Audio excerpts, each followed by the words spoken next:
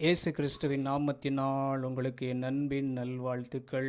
இந்த நாளில் இந்த வேளையில் கர்த்தருடைய வார்த்தையை நான் பகிர்ந்து கொள்வதனால நான் கர்த்தரை ஸ்தோத்தரிக்கிறேன். கர்த்தர் எனக்கு கொடுக்கப்பட்ட தாழ்ந்தை நான் கர்த்தருக்காக பயன்படுத்துகிறேன். உங்கள் ஒவ்வொருவருக்கும் ஏதோ ஒரு தாழ்ந்து இருக்கும், அதை நீங்கள் பயன்படுத்துங்க. கர்த்தர் நம்மளை ஆசீர்வதிப்பார். அப்படியே அந்த நாளில் கூட ஒரு வேத வசனத்தை நம்ம தியானித்து அதுக்காக நம்ம ஜெபம் பண்ண போகிறோம். அப்படி என்ன வேத வசனம் அப்படின்னு சொல்லி பார்க்கும் பொழுது சங்கீதம் 128 அதிகாரம் 2வது வசனம். உன் கைகளின் பிரயாசத்தை நீ சாப்பிடுவாய், உனக்கு பாக்கியமும் நன்மையும் உண்டாயிருக்கும். அல்லேலூயா! என்ன ஒரு அழகான வார்த்தை இல்லை? நம்முடைய கைகளின் பிரயாசத்தினால் நம்ம சாப்பிடணும். மற்றவங்க கைகளை எதிர்பார்த்து இருக்கக்கூடாது. கர்த்தர் நம்மளை ஆசீர்வதிக்க வல்லவராக இருக்கார். நம்முடைய கரங்களை அவர் ஆசீர்வதிக்கிற தேவனாக இருக்கிறார். இன்றைக்கி எத்தனையோ பேருக்கு இன்றைக்கி படித்து முடிச்சுட்டு வேலை இல்லாமல் இருக்குது. இன்றைக்கி எத்தனை பேர் இன்றைக்கி அப்படியாய் தற்கொலை கூட நடந்து கொண்டிருக்கிறது. இன்றைக்கி நிறைய எம்ப்ளாய்மெண்ட் ஆஃபீஸில் படித்த படிப்புக்கு இன்றைக்கி வேலை இல்லாமல் தன் வாழ்க்கையை இன்றைக்கி அப்படியாய் சீரழிக்கப்பட்டிருக்கிறது. அவங்களுடைய கையின் பிரயாசத்தில் சாப்பிட முடியல, ஒரு நன்மையும் ஒரு பாக்கியமும் அவங்களுக்கு உண்டாக முடியல. அதை நினச்ச அனுதினமும் சாப்பிட்றது கூட ரொம்ப கஷ்டத்தோடு சாப்பிட்றாங்க. இக்காலகட்டத்தில் பார்க்கும் பொழுது எல்லா இடத்துலையும் இன்றைக்கி படிப்பை விட இன்றைக்கி பணத்தை தான் பார்க்குறாங்க.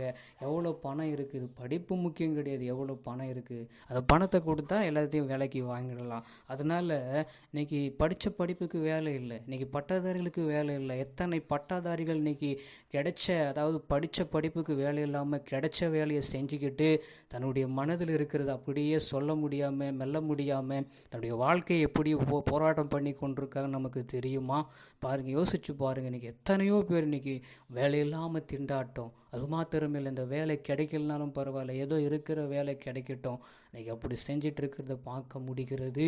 அப்படியாய் நம்ம பார்க்கும் பொழுது இந்த கையின் பிரயாசத்தை கர்த்தர் நம்மளை ஆசீர்வதிக்கிறவராக இருக்கிறார். எத்தனை பேருக்கு இன்றைக்கி உணவு இல்லாமல் இருக்கிறாங்க, ஆனால் எத்தனை பேர் இன்றைக்கி மன திருப்தியாக சாப்பிட்றாங்க. கர்த்தர் நம்மளை அனுதினமும் போஷிக்கிறார். அப்படியாய் கர்த்தர் நம்முடைய கையின் பிரயாசத்தை ஆசீர்வதித்து அதனால் நம்ம சாப்பிடுவது மாத்திரமில்லை, நமக்கு பாக்கியமும் நன்மையும் கர்த்தர் கொடுப்பார். நம்ம அப்படியே ஜெபம் பண்ணுவோம். இந்த வேலையில்லாத பிள்ளைகளுக்காக நம்ம ஜெபம் பண்ணுவோம். கர்த்தர் நிச்சயமாய் வேலை வாய்ப்புகளை உருவாக்கி கொடுக்கட்டும். அவங்களுடைய கையின் பிரயாசத்தில் அவங்க சாப்பிடட்டும். நம்ம ஜெபம் பண்ணுவோம். எங்களை கிருபையாக நேசிக்கிற எங்கள் அன்பின் நல்ல தகப்பனே, நீர் சொன்னீர் அல்லவா, உன் கையின் பிரயாசத்தை நீ சாப்பிடுவாய், உனக்கு பாக்கியமும் நன்மையும் உண்டாயிருக்கும் நீங்கள் சொன்னீங்கல்லவா. எனக்கு எத்தனையோ பேர் படித்து முடிச்சுட்டு வேலை இல்லாமல் திண்டாடி கொண்டிருக்கிற பிள்ளைகளுக்கு நல்ல ஒரு வேலை வாய்ப்புகளை உருவாக்கி கொடுப்பீராக.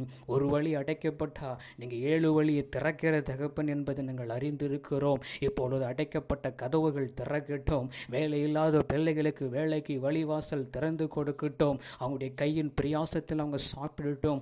நன்மையும் பாக்கியமும் உண்டாகும்படி நாங்கள் ஜெபிக்கிறோம். இப்பொழுதே என் கர்த்தர் ஆண்டவரை இணைந்து ஜெபிக்கிற ஒவ்வொருவருக்கும் இப்பொழுது வேலை வாய்ப்புகள் உண்டாகட்டும். அவங்களுக்கு இருக்கிற திறமைகளுக்கும் அவங்களுக்கு இருக்கிற தாளந்துகளையும் பயன்படுத்தி அவங்களுடைய கையின் பிரயாசத்தை நீர் ஆசீர்வதிக்கும்படியாக நாங்கள் ஜெபிக்கிறோம். எல்லா தடைகளும் தகர்த்தெறியட்டும். இயேசுவின் நாமத்தை நாங்கள் சொல்லி ஜெபிக்கிறோம். ஜெபிக்கிறதுனால ஒரு பெரிய மாற்றத்தை உண்டாக்கி நடத்த போகிறதுக்காக ஸ்தோத்திரம்.